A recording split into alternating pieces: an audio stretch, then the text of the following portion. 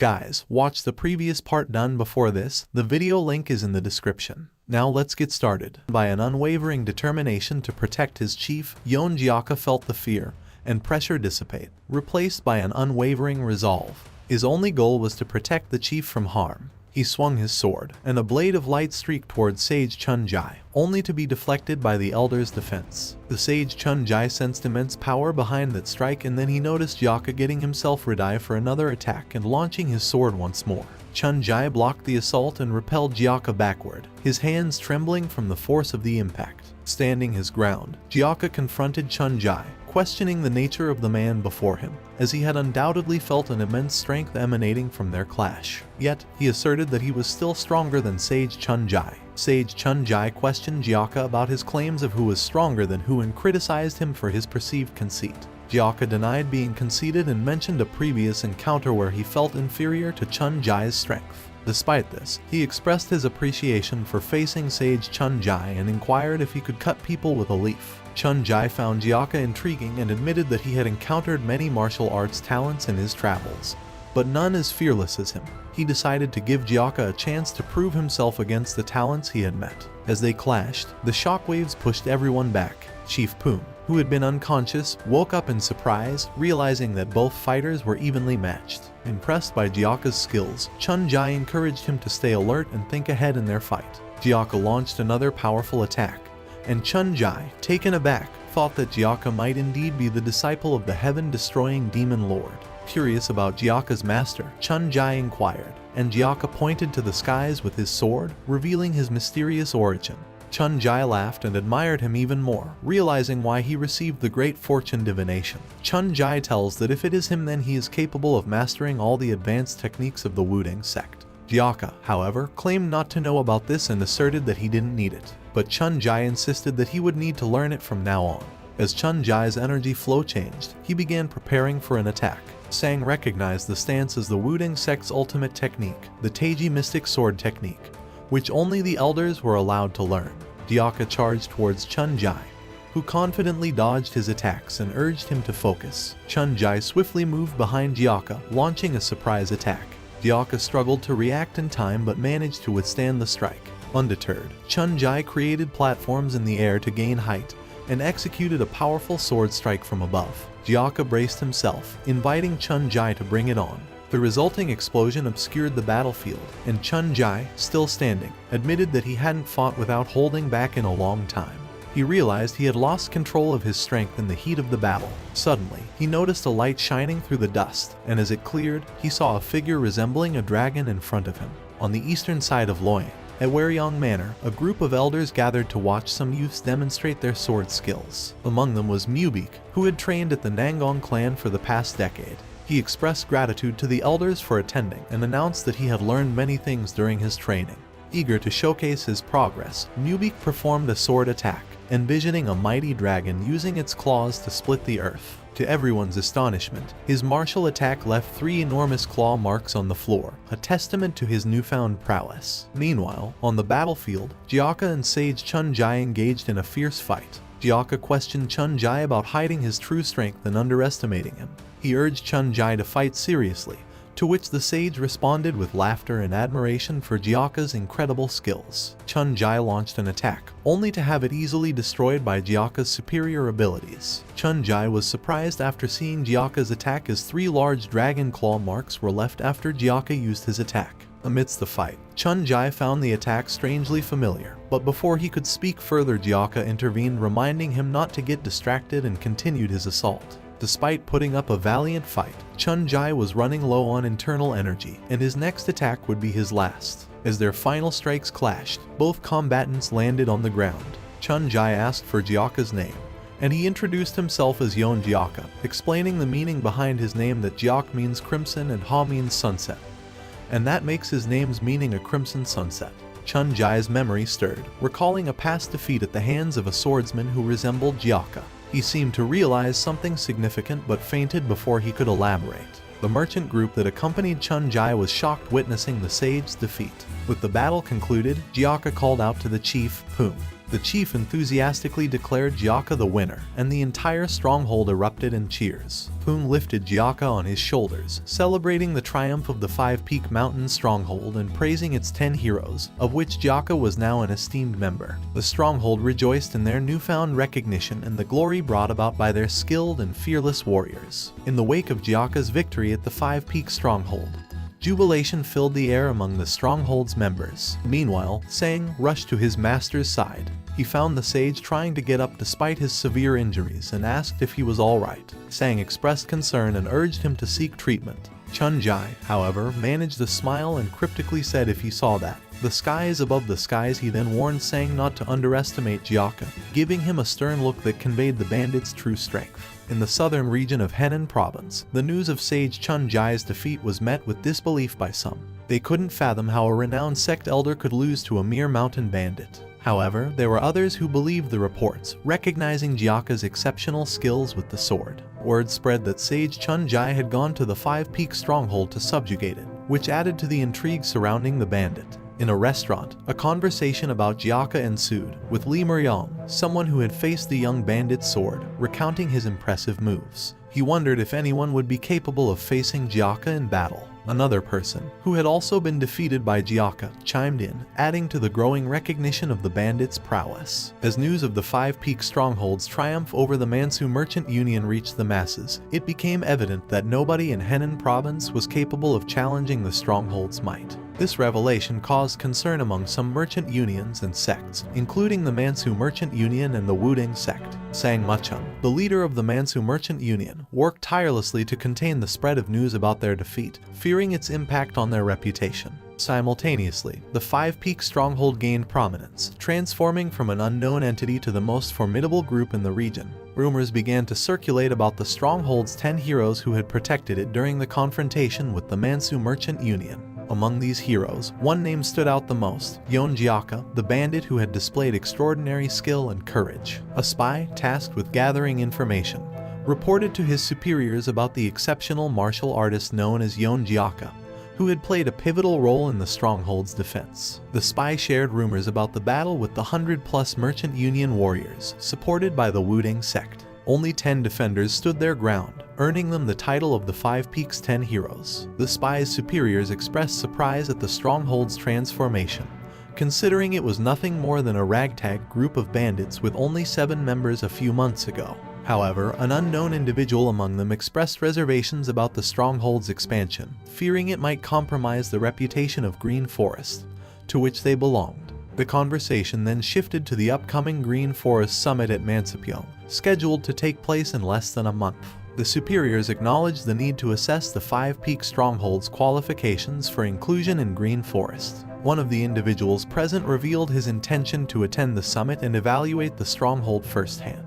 Within the five-peak stronghold, at the Harmony Pavilion, a man pleaded for mercy before the chief. He assured the chief that he would never abandon the stronghold and begged for a chance to stay. In a moment of suspense, the chief appeared to be contemplating the man's plea, giving him an intimidating look. Unexpectedly, the chief patted the man on the back, welcoming him back to the fold and expressing gratitude for his trust in them. The man, relieved and moved by the chief's forgiveness, promised to repay this act of kindness. Second brother Gamyeong expressed concern about the chief's leniency, suggesting that such mercy might weaken the stronghold's image. Gamyeong emphasized the need to select individuals who would remain loyal no matter what challenges they faced. Chief Pung shared his frustration at not being recognized as part of Green Forest, despite their expansion and the battles they had fought. He yearned for acknowledgement from the existing Green Forest strongholds and the opportunity to join forces with them. Chief Pung revealed his desire to prove the five-peak stronghold's worth at the Green Forest Summit. Understanding the need to protect the stronghold while they were away, Gamyeong suggested working harder, considering the increasing number of mouths to feed. Chief Pung acknowledged Gamyeong's dedication and assigned him a crucial role in the stronghold's defense during their absence. Gamyeong informed the chief that Jeokha had gone to search for Sage Chun Jai. In the depths of the forest, Sage Chun Jai received a letter from the Wuding sect, urging him to return immediately. However, he paid no heed to the letter, tossing it on the ground without a second thought. Just then, Jeokha arrived. confronting Chun-jae about his intentions to leave or stay. Jeokha asks Sage Chun-jae if he isn't going back. Sage Chun-jae gave Jeokha a suspicious smile. But still persistent, he asks him if he isn't going back, but he asks Jeokha why he would want to do that, and tells him that it's been a while since he had a break and he's thinking of enjoying his time here before going back. Jeokha still does not like why Sage Chun-jae choosing to rest at the Five Peaks stronghold, and tells him that he could go to the Mansu Merchant Union if he wants a break. Sage Chun-jae cuts him short and tells him that he still haven't heard his reply. Jeokha asked him if he was talking about taking him in as his disciple again, but Chun-jae denies it and tells him that it is actually the opposite. He tells Jeokha that he has been called the strongest disciple in the Wudang sect, and he was able to accumulate internal energy faster than anyone else and understood the advanced teachings of the Wudang sect. And that year, it has been 30 years since he started to train in the Taiji mystic sword technique. However, no matter how hard he trained, he wasn't able to break past the limits of the three ultimates. Jeokha asked him what he meant by the three ultimates and what are they. Sage Chun-jae tells him that he simply wants to learn from him.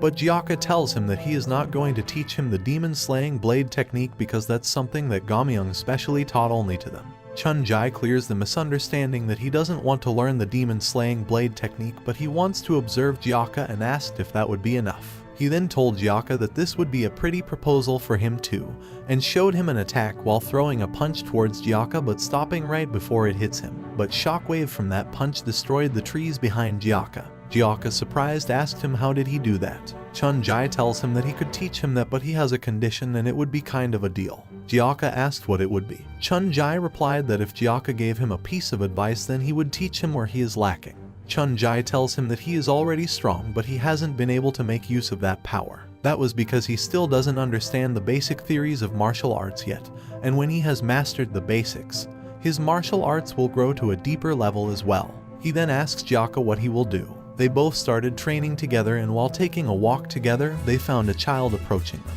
Chun-jae asked him what's wrong, and the child brought out a flower and gives it to Sage Chun-jae, saying that it is a present for him. Chun-jae thanks him and tells him that he will cherish it. The child ran away after that. Jeokha asked him that they both look pretty close, and Chun-jae asked him that they are such cheerful and bright kids. Jeokha replies that he hates kids the most. Chun-jae asks him why he hates them. Jeokha replies that the younger ones are the worst and people like them would laugh, play pranks and bully people. Chun-jae tells him that he feels like that the people of the Five Peaks stronghold are all kind regardless of their age, and he didn't imagine that this would be how a stronghold of the Green Forest would look like. Jeokha tells him that the stronghold is just another place that people live in and what difference could there be. Chun-jae replies that he had a great misunderstanding all this time.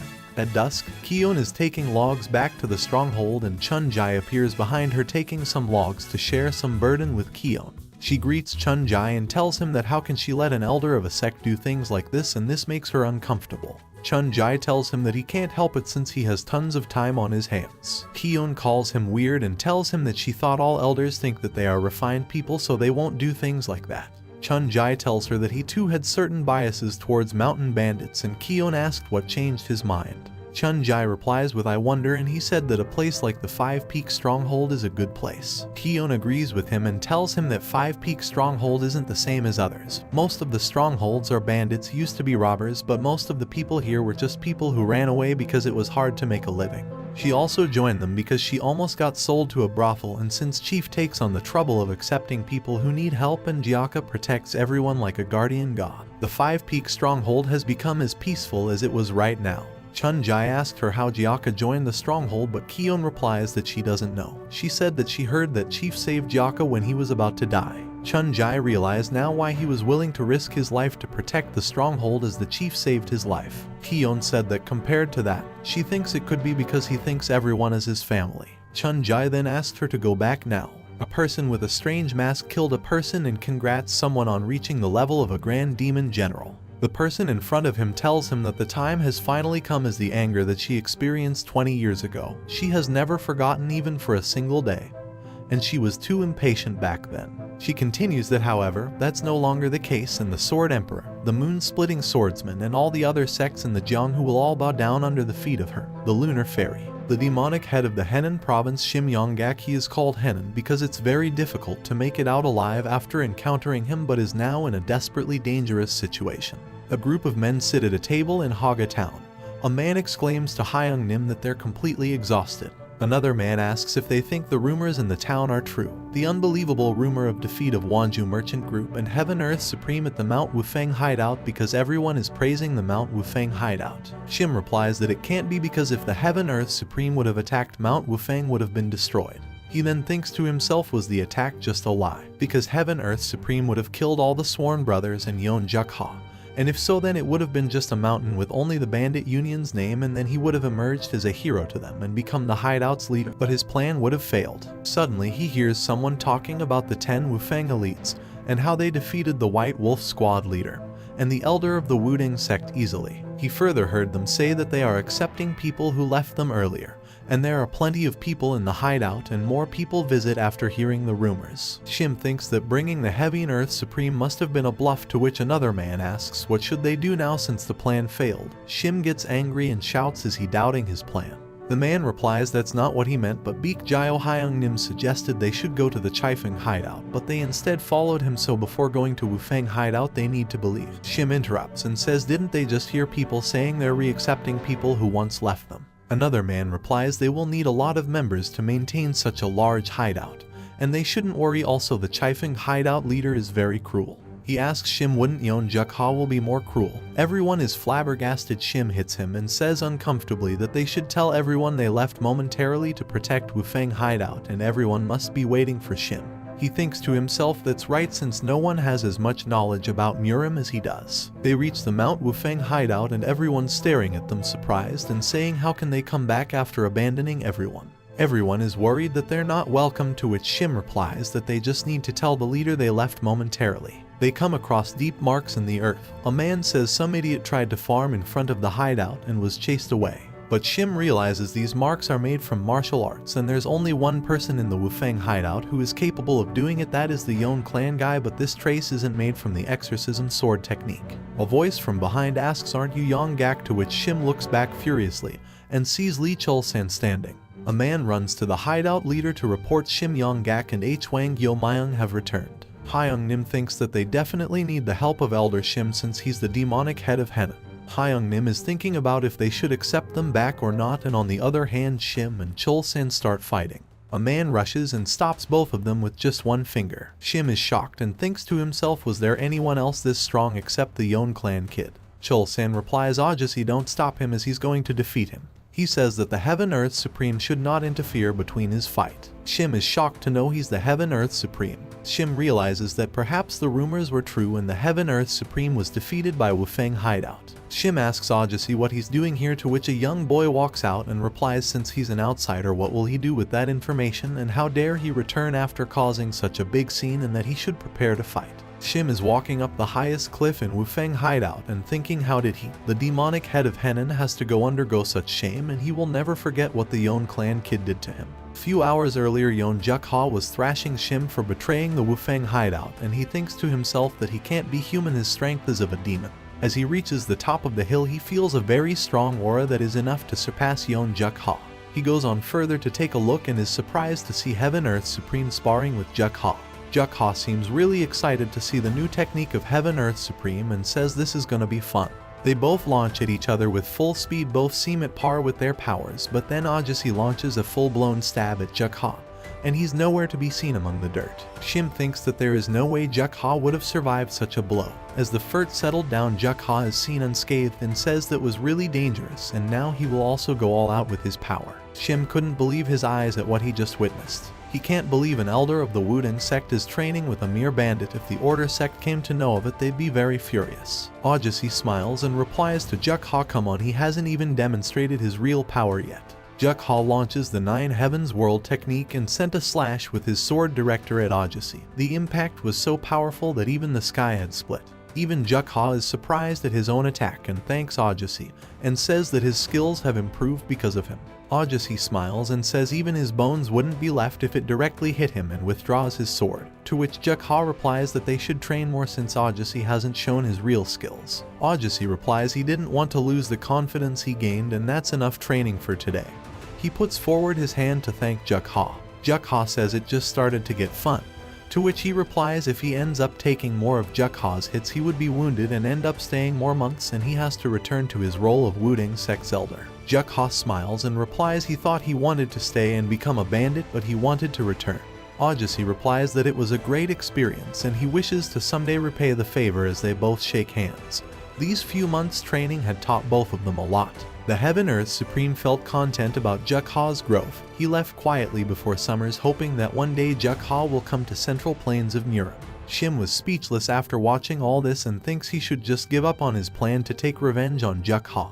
A month later, a man is going through Mount Wufeng hideout and compliments the view. A big bear stands behind him. He says to himself, do the beasts not know any fear? He then looks at 3 dead bear cubs which he killed because they were in his way and realizes it's their mother. The bear charges towards the man. He takes out the claws o' his fingers and announces Yeon Jeokha the feline lord am not that merciful as he slices the bear with his claws. Green Forest's Commander Chief Heaven, the formidable and undefeated destroyer demonic lord, Seokmuhi. His origins were unconventional, for he once worked as an odd job worker at the revered Shaolin Temple. Uninterested in conforming to the temple's values of Buddhism, Seokmuhi sought to learn their renowned martial arts without shaving his head. His exceptional physical abilities and monstrous strength set him apart, but he was perceived as far removed from the path of Buddhism. One fateful day, while rummaging through a forgotten corner storage of the temple, Seokmuhi stumbled upon an old and neglected Buddha statue. Curiosity sparked within him, and he felt a mystical connection with the statue, as though it held secrets waiting to be unveiled.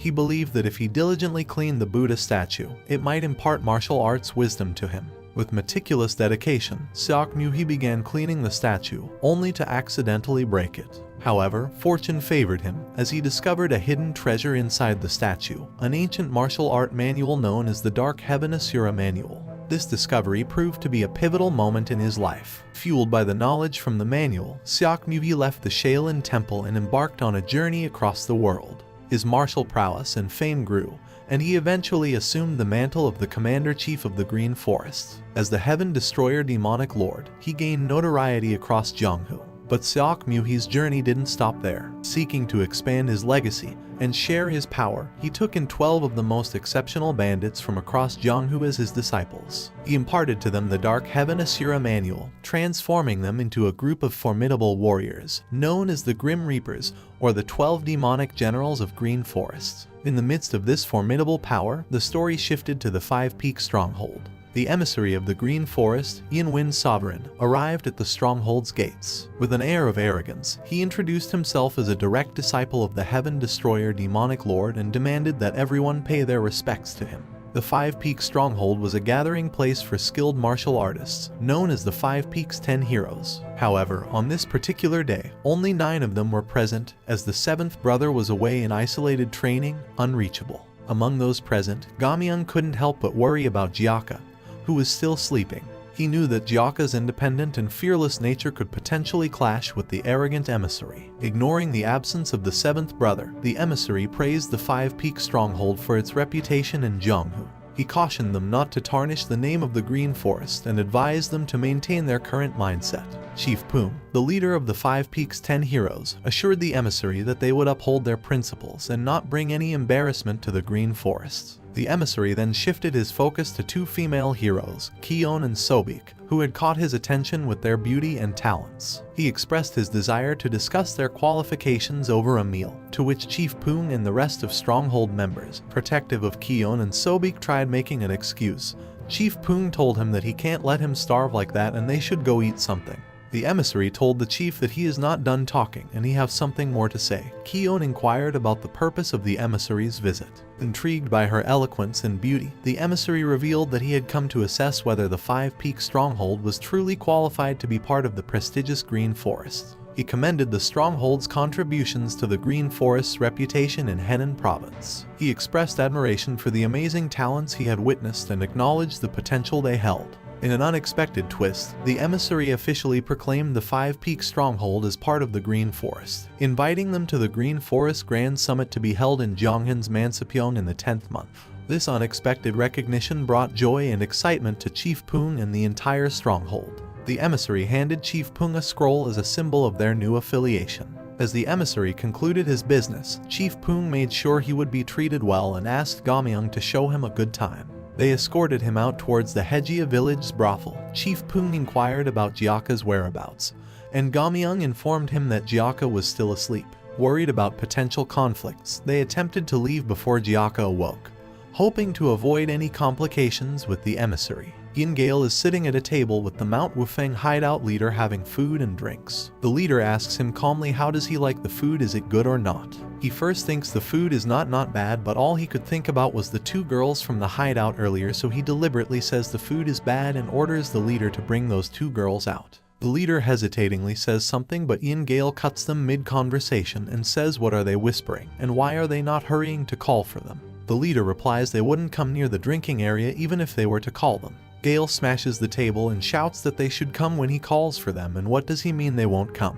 He gets up and marches towards the mountain hideout and says bring them in front of me, and if they fail to do so then they must get ready for facing the elimination of Mount Wufeng hideout from today. The leader tries to stop him but he won't stop. He stands outside the mountain hideout and shouts to come out this instant. The girls wake up confused, wondering what's the ruckus is about as they walk outside. The leader tries to calm Gale down, to which Gale asks furiously is he ordering him around, one of the 12 demonic kings. As the leader is trying to calm them down, the two girls confused ask what's the problem. As Gale saw them he says instantly that you two come here right away and bring the drinks. He loses in patience and is shouting and ordering them to get over there, and if they refuse then they should prepare to die. The leader grabs Gale by his hand and says I beg you to stop, and that he knows another parlor they should go to. Gale with a grim look replies how dare he lay his hands on his body.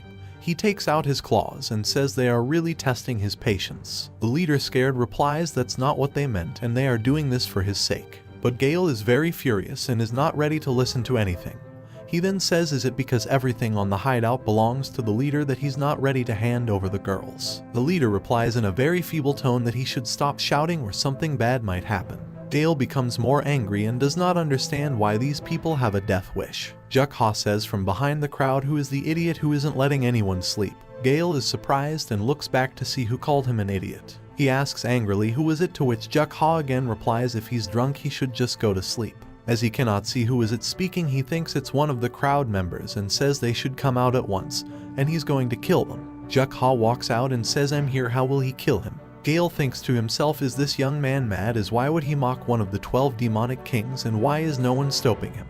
Jeokha replies what is he doing, he just asked how is he going to kill him. Gale thinks he is just a crazy kid and killing him will only dirty his hands and that he shouldn't so it considering his position in Muram and Bandit Union and it's common for a hideout to have an idiot or two. He sighs and orders to bring the drinks quickly. Jeokha mockingly says where is he going mid-conversation, is he scared? Hearing this, Gale turns furious and launches his attack towards him. The leader sees this and sighs and says things did turn out like this and requests Jeokha to not kill him at least. Gale attacks Jeokha with a slash but he dismisses it instantly. Gale is shocked to see this, to which Jeokha replies it wasn't something special. Gale laughs and says I thought you were just a crazy kid, but it seems you've got some skills. He stops mid-sentence by the dominating aura of Jeokha that was not there earlier. To this, Gale replies from here onwards he will face him seriously. A strong wind hits Jeokha and he's somewhat surprised. Gale replies that now he will know he is called Yeon the Feline Lord. A strong magical blade is formed around Jeokha's neck. The girls say to one another is the Aegis going to be alright?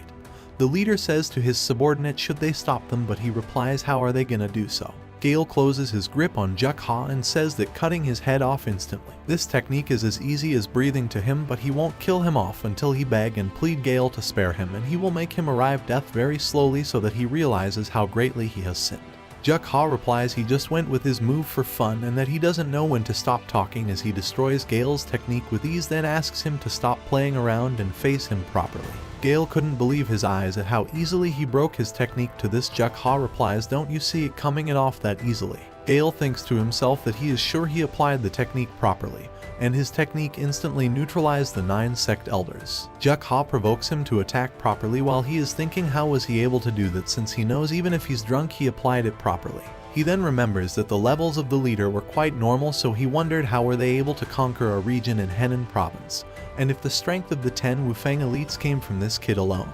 He realizes it's not that the leader didn't stop them, but in fact he couldn't stop them. Gale then snaps back and announces that he seems a proper enemy for him to release his full power. He further announces that I am Gale the Feline Lord, but is stopped mid-sentence by Jeokha's laugh. Jeokha says while laughing that he has a really funny name and he's acting like a dog, and Heat then mocks his name by calling him obscene Gale the Feline Lord. Gale gets furious and while unleashing his power says he should pay more attention to what he says because it can be his last words. Gale charges towards Jeokha. Seeing this, Jeokha replies that he shouldn't talk this much when he has such less power, and that he's very slow. Gale angrily releases Yin Gale 100 skeleton frame technique, which Jeokha stops with just his 2 fingers. Gale is completely baffled and thought it's impossible to just stop my technique with just 2 fingers. He then uses Dark Asura scriptures, which his master has told him not to use too much, but he got no choice. It was an extraordinary martial arts that he learnt from shattering Heaven's Demon Lord after going through a difficult training.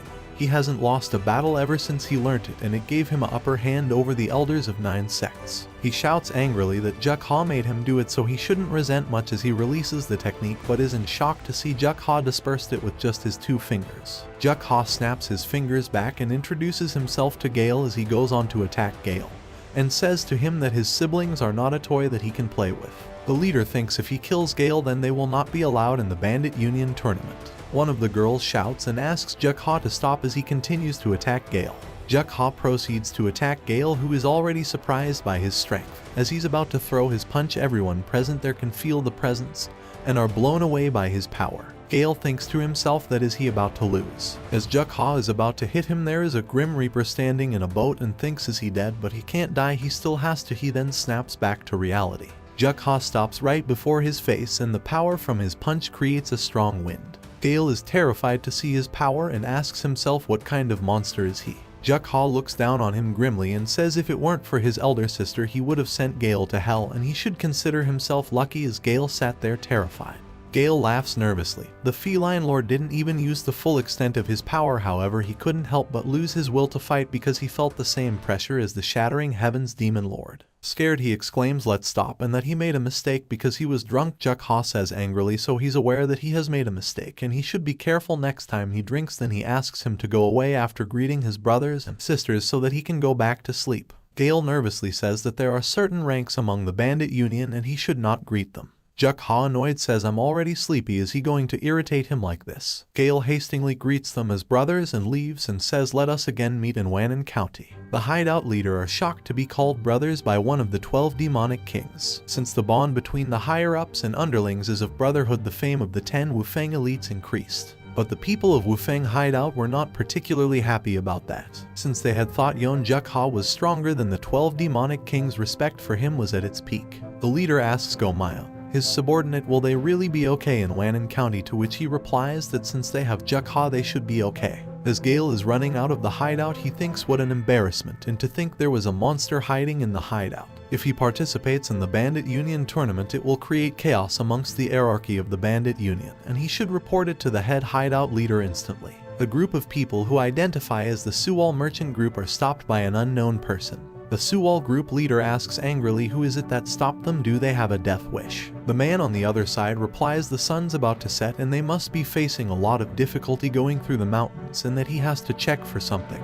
The representative replies what gives you the right to check our belongings and affairs, to which the masked man replies it's just an inspection, so please don't feel bad about it and cooperate. The representative gets angry and asks how dare he threaten them, so he says to him that I will give you one last chance, if you don't move we're gonna kill you. The masked man says then he has no choice but to search after killing everyone. As the Suwal merchant group men charges towards him, he says with a disgust on his face that there was a time people ran away just by seeing the black Taoist's garments. He moves so quickly they were not able to even see him as he goes on massacring everyone present there. The men panic and rush to protect the representative. He continues killing them as he notices the representative and his daughter had escaped. The men that had escaped with the representative say that they should go back and help other people, but he stops them and says this thing is more important and it should be dealt with immediately. The representative speaks to himself and says he will follow them after he finishes this task as he cannot die yet. He opens a box in his hand which has something ominous in it which he can't let the black Taoist's hands on.